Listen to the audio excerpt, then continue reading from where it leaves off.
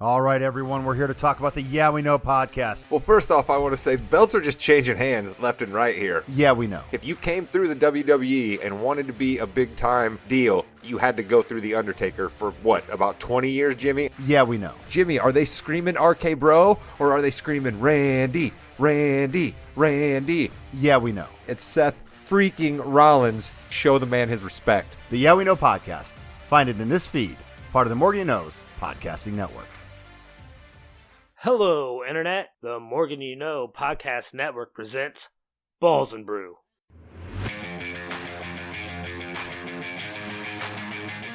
Welcome to another edition of the flagship sports podcast here on the Morgan You Know Podcast Network. I am your host. My name is Rod Morgan. Joining me are my three amigos, my friends who I love to talk sports with, the way that you talk sports, perhaps when you're sitting around the sports bar enjoying a brew. That's why we call this show Balls and Brew. The producer of this podcast and every other podcast on the Morgan You Know Podcasting Network. He's taking a time away from his sick family right now. He's taking time away from working on an extended Valentine's Day episode. He's always grinding away for this podcast. We love him for it. It's Jimmy Jamriska. Jimmy, hello. I cannot believe it. It is Super Bowl week. And we're talking NBA later a lot, but football first, guys. Football first. Calm down. That's right. It is Super Bowl week. I almost forgot. Perhaps that's a hint about something that I may say at some point, but somebody who I know is extremely fired up. He's always excited to drop the stats, to tell you about the referees. It's our football handicapper. It's Josh Williams. Josh, hello. What's up, boys? I heard there was a crazy NBA trade deadline, so I got to talk fast with the NFL Super Bowl tonight. Let's get this thing rolling here. That's right, Chris. Chris King is joining us from North Carolina. Chris, hello. Chris, we informed Mr. Williams this morning that he was going to have to be quick with his Super Bowl thoughts because we have a big NBA trade deadline, and I know that you have something that sort of relates to that and the NFL that you know. I think we can kind of start right there. What happened to the Super Bowl this week, Chris? Well, I know that the NFL just got a taste of their own medicine. Every year, come June, when the finals are going on, we always have the NFL draft, combine stuff. It's like the NFL is constantly grabbing headlines from other sports' biggest weeks. NBA got it done right. They put the trade deadline right before the NFL Super Bowl, and the NFL got a taste of their own medicine, getting headlines grabbed from them right before their biggest game. Mr. Williams, let me go to you with something I think you know a little bit about based off of what Chris just said right there. Odds makers and guys in Vegas always have to be working, right? They have to react to the things around them. I'm sure they expected to be dealing with all Super Bowl stuff this week, but NBA odds had to shift tremendously based on everything that went down today, right?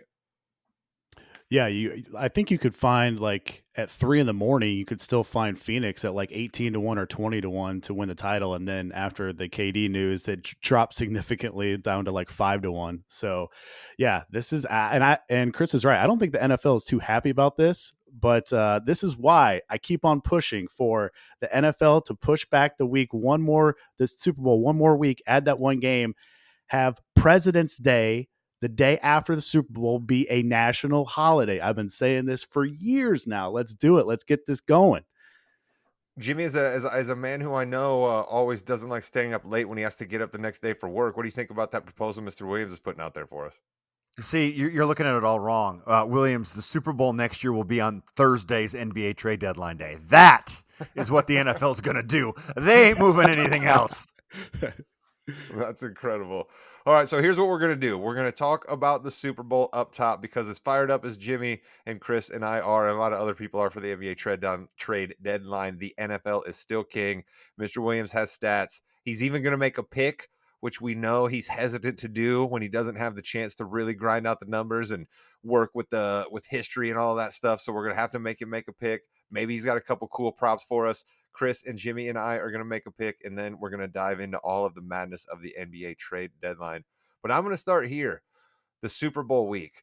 Did you guys get more fired up for the Super Bowl as the week goes along when we're served up media day or NFL opening night, I guess, or Super Bowl opening night as it's called now, or all of our favorite podcasts or shows trying to make a big deal out of being on Celebrity Row and getting somebody to come over to talk for 7 minutes and then to hawk their product? Does that make you more excited for the game Or do you get like me to be like, man, I am sick of this. Let's just get to the game. Chris, I think I know where you're going to answer. Let me go to Mr. Williams on this first.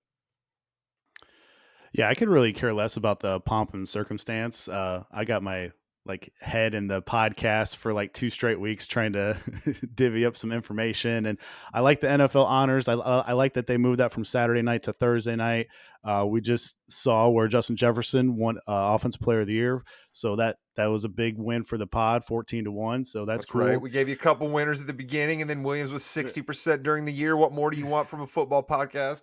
Let's go. But yeah, the pomp and circumstance is I mean, I'm all right with it. What do you guys think? Jimmy Jam, Ross, let's go to you real quick. How much do you think that stuff brings in, casual fans, if there's such a thing as a casual NFL anymore, as much as it's king and the only thing that dominates live TV in America? But how much do you think all that stuff's necessary and gives extra viewers? It gives something for the people in the Super Bowl area to do. It does kind of give more of the celebrity shows, a really nice avenue to get in the Super Bowl, just to kind of get it everywhere. And the NFL wants that. They want everyone talking about it, where they should be talking about the New York Jets getting both the offensive and defensive rookies of the year this year, but you're not going to see that on the red carpet. So there's that. Go Jets, Jets, go Jets. Chris, are you like me where you start to get really sick of the Super Bowl and then you're just like, get me to the game already?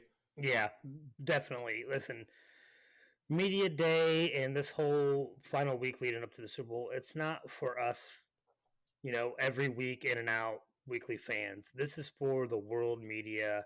This is when the NFL really pumps out all these stars. All this world media is there this week when they're not there during the regular season. This is when you have to have those guys out there. So I get why the NFL does it, but it's not for us. It's not meant for us, really. So I'm just not into it. And so, yeah, I'm just waiting for the game. And I'm not even really that excited for this game, to be honest with you. Oh, listen, we're going to get to how you've all of a sudden turned into a Portland soccer mom when we hear a few more of the things that you know. But Mr. Williams, I think we're going to go ahead and go to you right here, and we'll start getting some of your thoughts here. What are your have you changed? Right? Have you ridden a roller coaster? Do you feel the same way on this game as you did when it was first made? Take us on a journey here with the process. Our handicapper, Josh Williams. Yeah, actually, I have changed. I'll get to that in a second. I'll throw out some like fun Super Bowl trends to start off with. Uh, the Chiefs are going to wear white. Philly's going to wear green. 15 of the last 18 teams to wear white have won. So how about those stats, Jimmy Jam? That's all I need. Only QB to win a Super Bowl MVP without throwing a touchdown. You guys have any guesses on that? Trent Dilfer. Tom Brady. No, it was the guarantee game, Super Bowl III, Joe Namath. Wow. Never would I have guessed that he who became so famous from that game didn't even throw a TD pass in it. Right? Since 2008, when a Super Bowl has a total of 48 or more, this week the total is right around 50 and a half, 58, 51. It's 7-2 to the under. This will be the seventh time that the league leader in passing will partake in the Super Bowl, Mahomes. The previous 6, though, have all lost. The first was Marino in 84. The other 5 all came after the year 2000. Warner in 01, Gannon in 02. Brady did it twice, 07 and 17 both lost, and then Peyton in 2013. There's been 14 total pick sixes in the Super Bowl. Those QBs went 1-11 straight up. The only QB to win, the greatest comeback ever, Brady down 28-3 in the third quarter versus Atlanta. And if you guys remember, Gannon threw 3 pick sixes in that Bucs Raiders Super Bowl back in 2002. That was a crazy, wild game. You know what's so funny is a second ago I was about to interrupt you and be like, look at Richard Gannon getting a shout out, but now I'm not so sure he's going to be excited to get the shout out on the podcast after you just brought that up there. Yeah, so this is game number 285. The Super Bowl is the most efficient game in the market every year because there's the most data points leading up to it that can be used for this game. And just for an example, the favorites against the spread in the Super Bowl are 27, 27, and 2 all time. I mean, you can't get more efficient than absolutely 500. But I'll tell you this, the last 15 Super Bowls, dogs are 8-7 straight up and 10-5 against the spread. Also, teams that score first in the Super Bowl are 37-19 straight up. We know the Eagles love to, if they win the coin toss, they love to take the ball and go down and score first. So this should be interesting. Yeah, that's that great Nick Sirianni coaching, right? Because the guy never really called plays before and became an NFL head coach, so he must be a guy all about vibes, all about the culture. Because it certainly seemed to work in Philadelphia this year, or did it? I want to take a quick sidetrack here, Jimmy. Something I was thinking an awful lot about. If you look at the quarterbacks that played on the opposing teams the entire year for the Philadelphia Eagles, it is a motley crew, my friend. And if you look over just the last like 10 weeks, the two times they played semi-real quarterbacks, and by even semi-real, I mean Dak Prescott, who Chris spends a lot of time on this podcast talking about isn't that good, and Aaron Rodgers, who I blasted all year long for enjoying ayahuasca more than playing football, they lit him up for 33 points and they lost. Other than that, we're talking about them playing Josh Johnson in the playoffs, Danny Dimes, as much as we love him. I mean, what do we think about the Eagles here, Jimmy? Are they paper champions, or are they actually a really good roster and that you just have to play who's in front of you? Well, you have to play who's in front of you. They're a really good roster, but it does have a little bit of a let's see what happens with Mahomes vibe to it. I'm not going to tip my hand here, but I think they're going to have a lot of trouble with Mahomes. So maybe I'm tipping my hand here. Chris, how about you? Do you look at the Eagles and be like, "Hey, man, it would have been real cool for my Cowboys to get a hand dealt to them the way the Eagles did," or do you know that they're a good team and that doesn't matter? So you can go look through their entire schedule, and their defense has not faced a top 10 quarterback in the league all season. The two best quarterbacks they've faced, I mean, maybe it's Danny Dimes and Dak. Maybe it's Tua is in there too, but those that's where it's at. Those are the highlights of the quarterbacks that they faced this year. I mean, so the defense hasn't had to face a quarterback even close to the status that Patrick Mahomes has. So it is going to be a test for this defense. That's for sure. It's going to be one they haven't seen all year. Williams, Super Bowls tend to be a little lower scoring than we want them to be. So I think it's apropos there that Chris is talking about defense. What do you got for us on this game? Yeah, so when you go down and you're right, the last four have all went under, but the last one to go over, Philadelphia was a part of in that crazy Patriots Super Bowl. So yeah, you guys are right. Philly faced the easiest schedule of opposing offenses this year. The three times they stepped up in class versus a top 10 schedule adjusted offense with the other team's starting quarterback, they gave up an average of 32 points per game, and one of those games was in a monsoon versus the Jags. So when you go back and look, the Jags, Cowboys, and Lions, if you take out the turnovers, all posted top 10 EPA numbers versus Philly. Now you get an Andy Reid offense off a bye in a warm, controlled environment. There's data points here pointing towards the Chiefs offense having a good night. The Eagles mostly play a cover three zone concept. That's something that Mahomes has torched. Chiefs are number one in EPA versus zone coverages on all downs, and they are number two versus two high shells. The Eagles' pass D has been susceptible versus short, quick throws. We talked about this against San Francisco. They just couldn't do anything about it after Purdy got hurt. But specifically, throws under 10 yards. Check this out. On first downs, Philly ranks 24th in the league defending those passes on first downs. They're 26th in third down conversion rate defending those throws. Now you say, well, won't Philly's defensive coordinator Jonathan Gannon play more man then? I would answer they've tried and they've been miserable at it. Their two highest man rates this year versus Washington versus the Saints, they lost both those games. You go back to the last 2 years, in the 6 games they played man at the highest rate, they lost 5 of those games.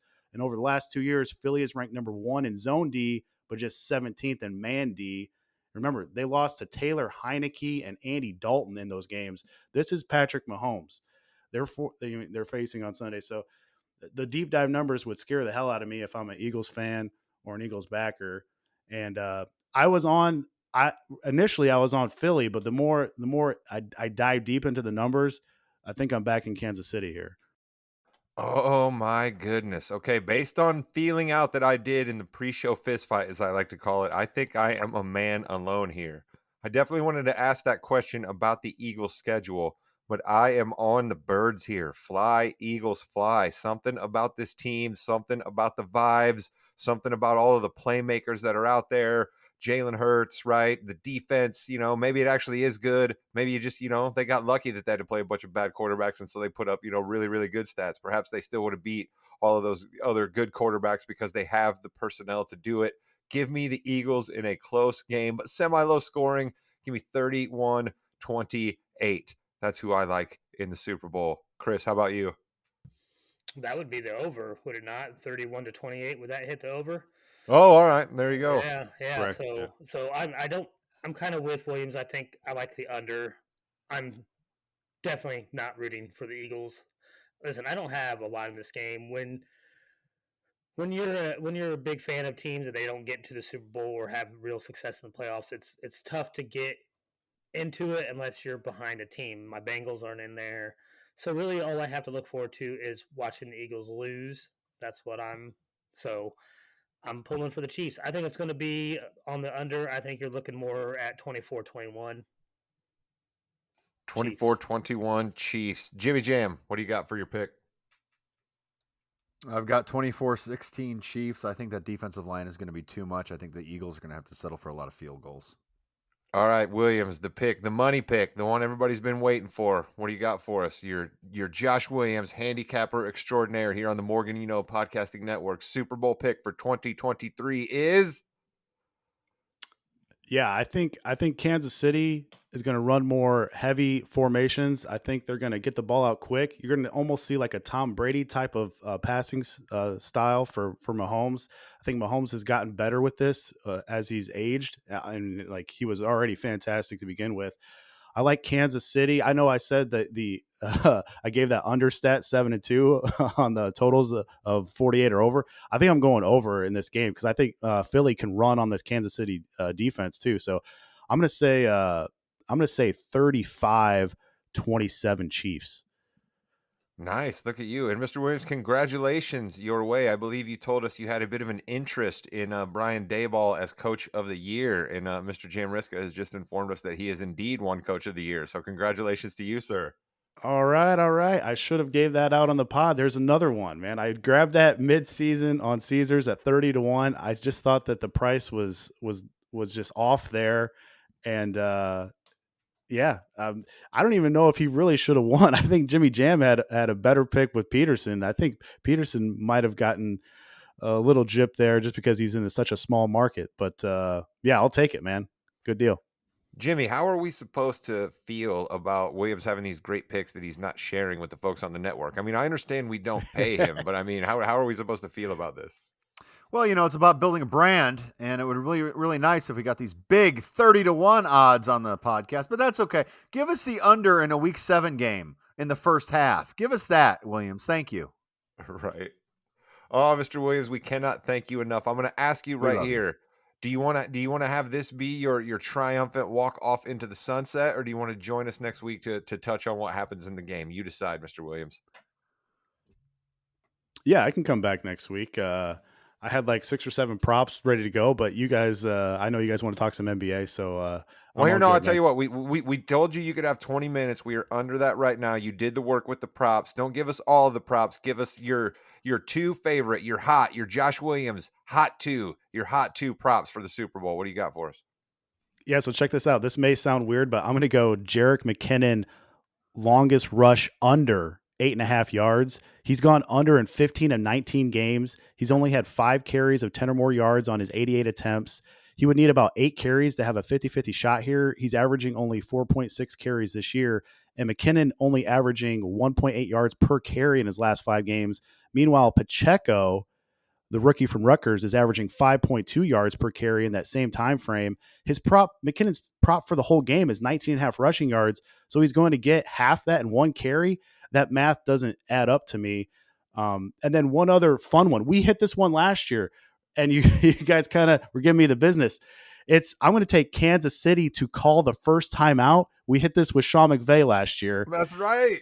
And that's right. You broke it down. You had like a whole novel for us about Sean McVay's timeout tendency. I was just in awe of your abilities on that one. And here we go. This is the same thing. Andy Reid has called the first timeout in 15 and 19 games. He's been sloppy with time clock management throughout his career. Meanwhile, Sirianni and Philly have only called the first timeout in 7 of 19 games. The Eagles are the only team in the league to not burn a timeout with a late play call getting in all year. Good Lord, can Denver learn something from this Philadelphia coaching staff? I mean, Nathaniel Hackett is holding my beer here. Come on.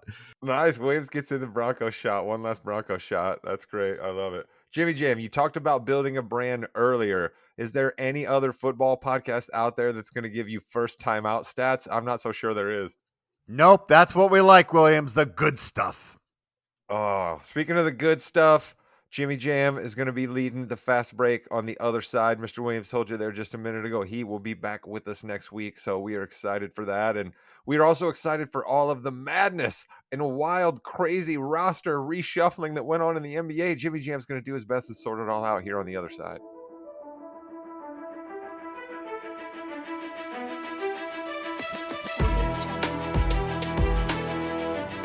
All right, everyone, it is time for the fast break. The fastest. It ain't going to be 15 minutes here, folks, in the NBA today. I'm Jimmy, Rod, and Chris are here. Williams is in the back listening. He's not going to talk too much because it's a round ball instead of the football, but that's all right.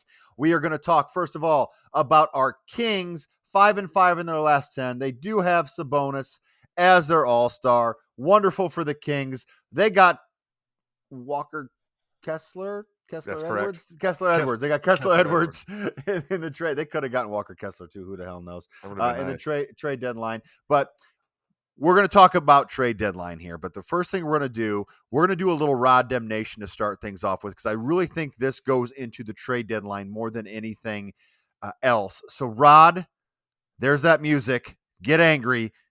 It's the Rod Demnation of the week. We have to do something about this situation. The momentum is dying. I don't understand no more distractions, but I do believe we should all follow one path in life. Hubris and ego and pride. Sorry, all that was a complete lie. I want to talk to a certain crowd out there in the NBA here on this Rod Nation, okay? It'd be very, very easy for me to come on here and take yet another shot at the human piñata, in my opinion, that is Kyrie Irving. It would be also very easy for me to come on here and trash the Brooklyn Nets organization for all of their terrible decisions and refusing to have a spine and stand up to all these players. That's great. I could do all of that. But I'm going to twist it a little bit here. And my Rod Demnation is for that crowd of people out there that exists that will tell you constantly, just give me talent.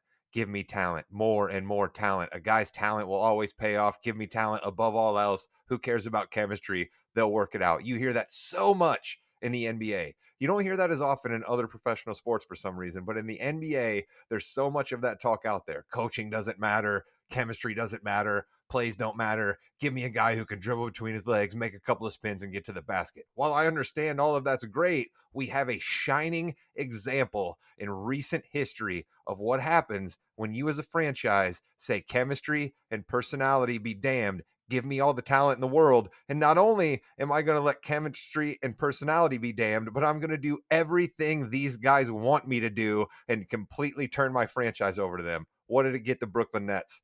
What did it get the Brooklyn Nets? Absolutely nothing. They've had 3 Hall of Fame level players request a trade from their organization in less than a year and a half. They certainly have about a status quo on draft picks at this point, but none of them are their own draft picks. Some of them will be teams that are good and at the back end of the draft. So you had all of this mess, became a laughingstock for 4 years to gain nothing. Nothing. You won 7 playoff games. KD and Kyrie played together 72 games in 4 years. A complete joke. The biggest flame out in NBA history. Should be a shining beacon to the give me talent crowd out there that is no longer a good way to go. So, Rod, I think that's a very good point. And Chris King, I've been hearing a lot of podcasts here recently say, yeah, but they do it again because it's worth the shot. Do you think it's worth the shot when you kind of know what's going to happen going in? I think if you are a GM or an owner of an NBA franchise, if you want to take this win now attitude and go get this type of talent, you have to be even more studious and careful about which players you go after. The 3 players that Brooklyn went after and got would be the exact example I would use as the players not to get. You got a guy in Kyrie who is almost a walking disaster off the court. You have James And you're Harden. a Kyrie defender, so that's saying something. You have a guy in James Harden who doesn't ever want to seem to put out the effort it's needed to win championships. And then you Listen, have a real quick though, okay? James Harden is not that guy any longer. He's been pretty quiet and pretty good for Philadelphia this year. So perhaps James handled himself not well, but he saw the stink in Brooklyn way before any of us did and said, "Get me off of this sinking ship." So maybe Harden actually comes out smelling good in this deal. well, maybe he smells a little bit better than the other two, but not by much in my book. And of course, you got KD, a guy who has some of the most God given talent in the entire NBA, and he refuses to be a leader for a team, which a guy of his status and his salary and his, supposed greatness should be able to do, and he just doesn't, no matter where he goes. All right, so it has been a very busy week here for the NBA trade deadline, and let's get it started off with the first big domino to fall, and I'm talking about the man who shall not be named. We'll name him anyway in this podcast. I think we're going to get a reprieve just for today, Rod, with Kyrie I said Irving. his name already. I opened the You did. door. It's fine. So Kyrie goes to the Mavericks, and of course he has a fantastic first game. Talk to me in 2 months. But the Brooklyn Nets, now listen, I don't know how Sean Marks still has a job, but he did get Dorian Finney-Smith, Spencer Dinwiddie, a 2029 first, and a couple of second-round picks, which, Chris, we will hear the term second-round picks a lot today. I want you to keep a tally for me here. Roger that. So let's talk about the Brooklyn Nets getting that for Kyrie. Rod. Are you Considering a tall? Oh, go ahead, Jimmy. I'm sorry. I didn't know you had another question. no, there. Go ahead. considering everything that went into that, I think they did pretty good. I guess. I mean, are you a tall, rangy wing who can kind of, sort of shoot, and maybe kind of drive to the basket? Then come on down. We'll take you in Brooklyn right now because they got a bunch of 3-and-D wings that a lot of teams would kill for. They got a overpriced supposed superstar who no longer really gives them anything. So I agree with you, Jimmy, that you look across their roster and you see a lot of guys that you're like, okay, I know what he does. He's a solid rotation player here in the NBA. But do they have the player that is the straw that stirs the drink, to borrow a phrase that's used in New York in a whole nother sport that I don't like to talk about, but it was the first thing that came into my mind there. I don't know that they have that player, and I think with the kind of guys they have, it's awfully tough for them to coalesce and be the unstoppable force like, say, the Pistons were without that kind of superstar, or a few other teams in the NBA history that had more time than this team is going to have right now. Because I think in the offseason, a lot of these guys are going to be rerouted other places. Yeah, I think the Nets do have some building blocks, and we'll talk about that here in a minute. Kyrie Irving gave a very insightful press conference the other day where he said he felt disrespected by the Nets. Chris, how bad do you feel for Kyrie feeling disrespected, and why should you not feel bad about Kyrie feeling disrespected? I don't care if Kyrie feels disrespected at all. Love it. I really don't. To be honest, we really don't know. We don't know how he was treated, but like I said, I don't care. He hasn't done anything to ingratiate himself to the fans of the NBA. And like I said, he does have talent on the court, but off the court, it's a walking nightmare. And if you're not going to be ingratiate yourself to the fans, then why would they be there to empathize with you when you're dealing with something? They're not. And I don't. Yeah, who cares, right? And then I had to get up at about 4:15 in the morning on trade day, and I look at my phone, and I see Kevin Durant, who loves Dorian Finney-Smith, by the way. Very big fan of Dorian Finney-Smith. I heard that for 24, 48 hours. Very big fan. Yeah, he got traded to the Suns along with TJ Warren for Mikal Bridges, Cam Johnson, Jay Crowder, who went somewhere else, 4 first-round picks and a pick swap. Listen, again, put in a corner. The Nets got Mikal Bridges, who I think is number 2. You're number 2 on a championship team. Okay. He could be number 3, could be number 2 on a championship team. Cam Johnson, who can just score. I think this was a great pickup for them, knowing full well they just needed to cut bait, get rid of Kevin. Yes, he had 3 years on his contract, but he didn't want to be there anymore. And then the Suns. Wow. new owner there for about 5 minutes, Chris, and he gets Kevin Durant. They're going for it. How do you like this all-in move here for the Suns, Chris? And it's going to come back to haunt them. The one thing that's working out for the Suns' favor when they go out and get a player like Kevin Durant, and I'm talking about Durant specifically. I've said it many times. He's not a leader in the locker room. You don't need that in Phoenix. You got Chris Paul. And that's somebody Valid that a point. player Valid point. like Kevin Durant really needs is a real leader on the court and in the locker room to take the pressure off him, because otherwise he won't succeed.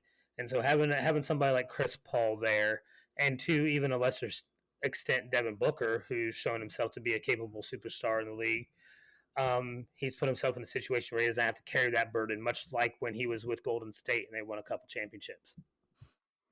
Mikal Bridges just said on TNT that he kind of figured he was going to get traded for Kevin Durant at some point. He knows this is a business, and he's looking forward to Brooklyn. What are your thoughts overall on, first of all, Phoenix's all-in move here, and then what the Nets ended up getting for probably the best power or the best scoring forward of all time? Well, I think shout out to my guy Bill Simmons, who's already chopped this up a little bit. But like what the Nets got back here might be one of the greater hauls in NBA history, frankly, right? Because there's been a lot of guys who have gone for just draft picks who that ends up being dust, smoke in the wind, right? Very rarely does that player actually come through to something. And then there's been a case like the Celtics who got Jaylen Brown and Jason Tatum out of those draft picks, but they didn't get the caliber of players that, like you say, that Brooklyn got back. We got to remember Jay Crowder as far as the loot they got in the trade, right? I know he got rerouted to Milwaukee, and he's not a great player, nor is he going to factor into the future success of this Brooklyn Nets team, but he was still booty in the trade. You got Cam Johnson, you got Bridges, who, Jimmy, you're absolutely right. The guy in a league that we get on players so often for not playing, this dude just shows up every night, right? Hasn't missed a game in like 3 years. He's gotten a better shot. He's gotten better at driving. He can move the basketball, play good defense. He's certainly the dude you want on your team. But like I said, I don't think he's a superstar. He's not going to be making, the third team all NBA. He's probably not going to be cracking all-star rosters, right? He's not going to be considered one of the top 12 in either one of the conferences. So he's going to be guy just on the outside fringes of that, but can still have a great career. But as far as Phoenix, I go so many different directions on Kevin Durant. His prickliness just gets in the way for me quite often. But on the basketball court, he's nothing but smooth, and he's proven time and time again that he's a big money player. So, I mean, you have a roster like Phoenix has right now. That starting lineup is going to be hard to beat. I think DeAndre Ayton is a big key out there, actually. Not really included in this trade loot, but he's going to need to get back to the DeAndre Ayton they had a couple years ago, who's happy to do some of the dirty work. But if he does that, if Chris Paul actually holds up, I mean, this Phoenix team is probably a favorite out in the West now, no, Jim? And that's a bummer for our Kings. That's the bummer about the Kings today at trade deadline day, is that a lot of teams got a lot better. We thought it was smooth sailing for our Kings, and now there's a lot of teams behind them that got a lot better.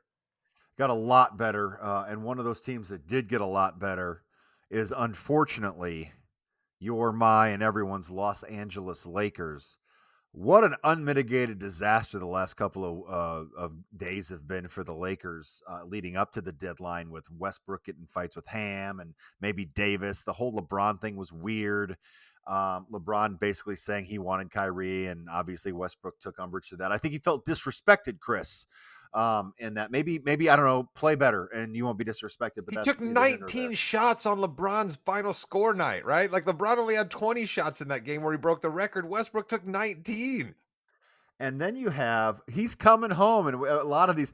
Listen, when I read that John Wall got traded to the Rockets, I said, I'm done. I can't handle this anymore. It's over. I'm done with this. But D'Angelo Russell and his Instagram account come back to the Lakers, along with Malik Beasley and Jared Vanderbilt, which I thought those were really listen, I think the Lakers really did a good job here. They had nothing, and now they have a little bit of depth, getting Russell back. And Russell was a good trade, in my opinion, for the T-Wolves. He's been playing very solid lately. He's not going to be your long-term, and now they get an adult in the room in Mike Conley. That's all you get, though. You really don't get the Mike Conley that we kind of knew from Memphis. This Lakers, Timberwolves, Jazz How dare you? trade. How dare you respect NBA horse champion Mike Conley, Jimmy? How dare you disrespect Mike Conley that way? Does anybody else on anybody other roster have a horse champion? I don't think so. When you get an NBA horse champion on your roster, good things are going to happen. Mike Conley had a 4-court gymnasium that was temperature controlled going against a WNBA star in her driveway. I think we got to look at that. Chris King, we don't like the Lakers. No one likes the Lakers. You may not like the Lakers. How do you think the Lakers did here? Listen, the Lakers did, and what they Bamba did too. is they went out and they addressed all the issues that everyone has been saying they've had all year. They can't shoot. They don't have the right playmakers. So what did they go out and they went out and yes, I know D'Lo is not. This pod's not a big fan of D'Angelo Russell. We get that, but he's essentially a younger version of Russell Westbrook who can shoot 15% better than Russell Westbrook. So if he takes 19 shots, he's going to hit 15% more. That helps out the Lakers. They added shooters that shoot consistently from 35 to 40% behind the three. They went out and they did give up a little bit of offense by getting rid of Thomas Bryant, but they got Mo Bamba who can shoot the three as well. And if he gets in there, he can stretch the floor, let Davis work a little bit better in the center. I mean, they went out and they addressed the issues they had, which is something they did not do last year or in the offseason, really. So I think every move they had was perfect for them. And I think, and Williams would probably be right here with me if he was still on the pod, that 35-1 right now, that's some decent odds to put on the Lakers to win the championship because they're going to improve. And that's going to be a dangerous team come playoff time, I think. Yeah, I agree with that. I think they were the team that had to do the most and had the least to do with it, and they really did a great job. Speaking of having a lot and not doing a damn thing, the Toronto Raptors, they did get Jakob Poeltl, but they added instead of subtracted. Rod, are you surprised the Raptors didn't get rid of anybody, or is this fool me once, shame on you, fool me twice, shame on me? Same thing happened last year. Yeah, I think Toronto's going to make the playoffs now. I think Masai Yeah. saw the waters, saw that Brooklyn was going to be, selling off. And as much as you want to talk about the great booty that they got for Kevin Durant, when you get rid of a player like Kyrie Irving and a player like Kevin Durant, you're just not going to get better. I'm sorry, the NBA history just doesn't say that you're all of a sudden going to be better. So they're going to fall back, and they might still make the play in as the 10 seed, right? But that's the best they're probably going to do at this point. So I think Masai said to himself, all right, we're not going to be as bad as your Hornets, your Magic, your Spurs, your Rockets, right? Those four have basically solidified. They're the four worst teams in the NBA. So you're not going to be as bad as them. So why not just make the playoffs? Toronto fans are pretty rabid. They can go up and down with attendance a little bit up there. I think that's one of the things we never talk about when it comes to selling off, right? Is that it's painful for fans of that franchise there, and it's painful for the owners and the employees and things of that nature. It's easy for guys like us on podcasts to be like, yeah, the Raptors should have gotten rid of everybody, but they got 18 more home games they need to sell out the rest of this year or whatever. So I completely get it from their standpoint, really. And Masai Ujiri's won an NBA championship, pulled off the Kawhi Leonard trade. He's earned a little bit of trust, I think. I also thought it was, going back to the Lakers real quick, I thought it was great that Patrick Beverley was so excited to have D'Angelo Russell back on his team for about 20 minutes until he got traded for Mo Bamba. Hey, real quick, I had Magic. a sidebar on that. Just a fun thing here, Jim. Can Sure. either you or Chris name for me the other two people involved in the D'Angelo Russell Instagram scandal that got him in bad sorts with the Lakers and then got him traded? It was a teammate and then a famous singer at the time. Those are the two hints that I'll give. Oh, yeah, it was a teammate. It's that. I know the name. I can't think of it. Crap. Was Rihanna the singer? It was not. No. It was Pop singer, though. You're in the right realm there, Chris. Who's the guy? He got traded, and then he's out of the league now, isn't he? Correct. Yeah. He was known as a bit of a wild man, kind of some crazy comments. Yeah. All right. Who was he, Rod? Nick Young was the teammate at the time, and he was dating Iggy Azalea. And remember, D'Angelo Russell dropped the dime that Nick Young had been, with the ladies on the road like so many NBA players are, but that's just a thing you don't do. You don't talk about that out in the open because he was dating Iggy Azalea at the time, and it was a huge scandal. So the Golden State Warriors traded James Wiseman for essentially Gary Payton II, who was on their team last year and they didn't re-sign. And they saved Joe Lacob a bunch of money. They did a bunch of money there, which is good. James Wiseman got traded initially for 5 second-round picks, essentially. and Kevin Knox, by the way, Kevin Knox is probably still like 22 years old because he's been in the league since he was a very young 18. Do we see, Rod, any future for James Wiseman right now? That's the question we're at for the number 2 pick in the 2020 draft. He's in the perfect spot for there to be one, right? I mean, nobody, Yeah. other than our guy, Father Pete, shout out to Father Pete. We might get him Father back Pete. on here before the playoffs. Other than that, nobody's really going to care what James Wiseman does here for the next year and a half up there in Detroit. Maybe even just this year, right? Maybe I think Golden State was going to have to come to decide what they were going to do with him. So now Detroit's going to have to figure that out. They just drafted a center last year. If they get the number 1 pick in the lottery, they're probably going to want to take a center. Yeah. They just signed Marvin Bagley to a deal. So Wiseman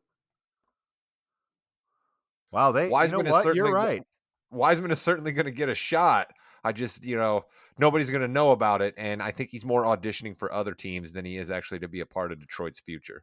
But he might have a shot. He's got a lot of talent. He hasn't played a lot of basketball. We got to remember that, Jim. He didn't even play that much at Memphis. Hasn't played that much for Golden State. While I'm prone to say he's probably going to be a bust, he just hasn't played a lot of basketball. So maybe there's still a glimmer of hope. Chris, if you're the Atlanta Hawks, what is one thing you desperately need? Another small forward. Saddiq Bey goes to the Atlanta Hawks as part of that trade as well, Chris. Thoughts on the Hawks getting Bey? Where are they headed, you think? So we're going to go back a little bit to why the Raptors didn't sell. I mean, did you just circle back? Yeah, I did a circle back. Okay. So this is a great reason why the Raptors weren't going to sell, because they are not scared of the teams above them or below them, just like the Hawks. I mean, the Hawks are sitting right at 500. Nobody in the East is scared of them, and Saddiq Bey does not change that.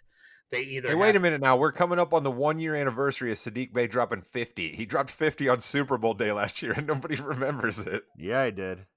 I mean, that's become a more common thing this year in the NBA.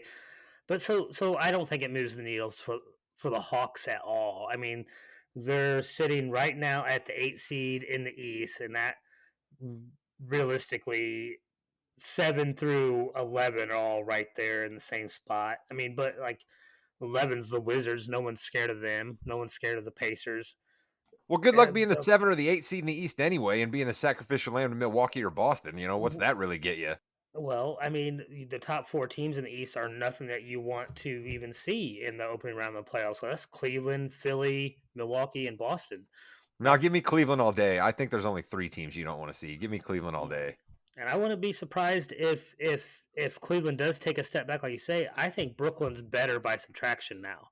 I really like Brooklyn. You guys are both on this. This is nutty. What are we doing here? Are you guys both trying to go Ewing theory on me here? This is like double Ewing theory. Hey, you hate you don't like Kyrie as much as anyone else does, right? I mean, of course, getting rid of Kyrie makes your team replace better. it on. Listen, my deal with Kyrie is I don't think you should get in business with him. Once you get in business with him, you have to replace his production on the floor, and his production on the floor. What production on the floor doesn't play? He doesn't play more this year than he's played in the last 2 years. He got voted in. I've got to talk about reality here. He's played more this year than he's played the last 2 years. He has played more this year, and he has performed well on the court while he's played this year. But since he's been gone, Cam Thomas has stepped in. Oh, Cam Thomas, get out of here. He has done something pretty phenomenal so far. So did Jeremy Lin. Where'd that get him? He got a pretty healthy contract from that, I believe. He made a lot of money from that. But did it get the Knicks any wins? Did it get the Rockets any win when he went there with the huge contract you're talking about? Why does a fan care how much money Cam Thomas is going to get? Oh, listen, if you're a Brooklyn fan, you should be excited. That's what I'm getting at. I think Brooklyn is better by getting rid of these cancers that's been on your team for the last Wu-Tang's not even on the pod right now, and we're dropping Wu-Tang level takes. This is nonsense out of you two. Hey, Brooklyn fans need to be happy too. There's a lot of jerseys on clearance right now. They can pick those up really easily. A couple of quick ones here. George Hill coming home to Indiana, and he got bought out, but that's okay. George Hill got traded to the Pacers as part of that Jay Crowder to the Bucks deal. I think the Jay Crowder deal is going to be a little overrated. He's fine. He's going to be a rotation player for him. Nothing big. Rod, how much did the Nuggets hate Bones Highland? Quite a bit, only getting rid of him for 2 second-round picks. But I think the deal there is that you just give him to the Clippers, a team that you're maybe going to have to compete with. And the Clippers made a couple other sneaky moves. They really did. I like bringing in anytime you get yourself a Plumlee, you're on the positive. And then you also get Eric Gordon, who's a proven playoff veteran. If you can keep his minutes down here and have him healthy for the playoffs, that guy's a tenacious dog on defense, and he can hit a corner three, drive to the basket a little bit. I think the Clippers really helped themselves out here, but the Nuggets certainly must have hated Bones Highland, Jimmy, to answer your question. For sure. After this next one, we're going to talk a little bit about any other trades you want to hit on before we get to the MVP table. Josh Richardson goes from the Spurs to the Pelicans in a deal that I don't think will matter very much because we need to get Zion back before anything matters in New Orleans, and they have just gone down very far. Devontae Graham goes to San Antonio, so he'll Cost be saving. able to. Yeah, You got to remember sure. that's also a play at the trade deadline here, Jimmy. A lot of cost saving going on here. Well, and San Antonio too has a lot of cap room, and they have to spend that money, so you might as well take on a little bit. But really, a fury of deals at the very end of the trade deadline. Obviously, started off huge, had another big one overnight. Anything else you want to hit on, Chris, before we move on to our MVP table that I believe someone broke in half the other day? So two quick things. One, 44 second round draft picks swapped hands this last 2 days. That is an insane amount of second round picks. I've never seen anything like it. That's crazy. But one thing I think that happened in the East that I think is going to help one of the perennial favorites of the East is the Boston Celtics when they got Muscala. I think that helps them greatly, especially with Al Horford being older and constantly injured. I think he steps in great at that backup center spot for them. He can stretch the floor, he can shoot. I think that's going to be perfect for Boston. Because if Horford is actually out and playing, then you don't have to see any of those Luke Cornett minutes. And as much as I like me some Luke Cornett and his random I'm jumping at you for no reason, you're going to get a little bit better play out of Mike Muscala. I take my rightful place at the head of the table. Believe that. All right, so we are going to go to the MVP table now. And Rod, I know you are very anxious about this MVP table. Last time we did the show, we had Jokic, Embiid, Luka, Tatum, Giannis, and Ja was our top six. Jokic was the leader. Rod, do you think we should have a new leader in the on the table? I absolutely do. You guys know that I was a little bit more lukewarm on Jokic as the head of the table because I've already come out that I was against Jokic winning a third MVP in a row. So I, Jimmy, know that you, as a lifelong wrestling fan, subscribe to the theory to be the man, you have to beat the man. All right. Yep. And we had a matchup where Joel Embiid went against Jokic on national TV and absolutely wore him out for 4 quarters, scored 47 points, grabbed a bunch of rebounds, hit huge 3-pointers down the stretch, was having the Philadelphia crowd loving him. It was absolutely wonderful. So I vote Joel Embiid has moved to the top of the head of the table. I have other thoughts on the back end of the table, but the first thing I must make sure that we adjudicate in this order of the MVP table is that we have a new head of it. Chris King, as the second in command for the MVP table, are you all about having Joel, the Destroyer, take over? I mean, that game was pretty phenomenal that Rod mentioned. He had 47 points, 18 boards, 5 assists, 3 steals, a couple blocks. You know how I love those stocks, Rod. That's 5 stocks in a game. That's great. You love that. I mean, and just since then, 30 and 11, 5, 28, 11, and 3, 33, 10 and 4, 31, 14 and 3, and then 28, 7 and 1 against Boston the other night. But he's been on a tear. If he stays healthy, it's pretty obvious he's about the most dominant big in the NBA right now. I think as far as like more traditional big, maybe not quite like the Joker is, but it's just phenomenal what he's been able to do. He's really you can really see he was exciting to watch when he was younger, of course, but constantly battling injuries. But he's been healthy the last couple seasons. You can really see how well he's going into his prime years right now. He's an unbelievable player. So right now you can still get Embiid at plus 350 for the MVP odds. That's not. I can't do it again, Jimmy. I can't do it again. I rode the roller coaster all year long last year. I can't do it to myself again. I gave myself ulcers. Listen, I'm all for him being at the head of the table right now too, because if you remember, I picked either him or Zion, whoever was healthiest the most, to win the MVP, and we know it's not going to be Zion now. So let's go, Yol.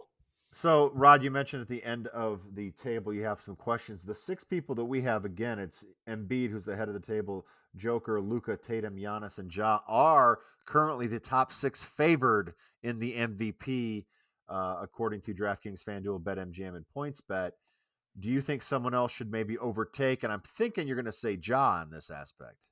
Yeah, I think there's some bad vibes in Memphis a little bit right now, right? I think somebody needs to get a hold of Ja and like, hey man, like you got the world in the palm of your hands right now. I think you need to check your crew a little bit, right? I think we maybe need to be not getting in fights in nightclubs. I think we maybe need to be not having your crew getting in altercations with visiting team member personnel. I think maybe you shouldn't have your guys flashing a laser around, because I'm not going to throw around the G word the way that it's been thrown around in so many of these news stories. But even if it was one of your buddies thinking it was funny to point a laser at somebody, like that's just not a good idea either. You're Ja Morant. So I just think that Memphis has lost a lot of games. I think that, we're seeing some of the young bravado and how it can get you in trouble in the NBA at times. And so I think we could easily make the argument that Ja might not necessarily deserve a seat at that table any longer. I mean, Rod's not wrong in anything he said. Memphis was dangerously close to being the jester this week. I mean, thankfully there was another NBA team that had some larger ineptitudes going on than Memphis, because by God, have they fallen apart the last few weeks, and it's not been pretty. And as much as I love Ja, like he's got to be a leader on that team. I know he's young and it's early in his career, but he is by far the star. He's the point guard of the team. Like he's got to take on that leadership role for that Memphis team, and he's got to step up and put them on the right track. Jimmy, let me float something by you for that last seat. All right, let's try to be progressive here. Let's try to grab some headlines. If there's anybody out there that's covering a small little underdog plucky podcast like ours, let's try to get this out there. Let's put Kevin Durant at the MVP table right now, and I'll tell you why. Yeah, If he I think comes so. back after the All-Star game and the Phoenix Suns do an awful lot of what we think the Phoenix Suns might do, you couple that with how well he was already playing at the beginning of the year and the fact that he was voted as an All-Star, I think he'll have enough of a resume to maybe be able to take that award. Yeah, I think so, because right now the Suns, they've still got some players hurt. Heck, Kevin Durant's still hurt too, right? So I think they have a lot to prove. I think that he can come in and, as Chris said, he hasn't really been a huge leader. This is an opportunity for him to take the team. It's not going to be a Steph Curry situation where it's his team. Booker's hurt. He can be the one to put them over the top. So I think that's a really good idea there. So maybe we do put KD up in that number 6 spot. But speaking of spots, we do have coming up the Kings Hardwood Hierarchy. Bryant for the win.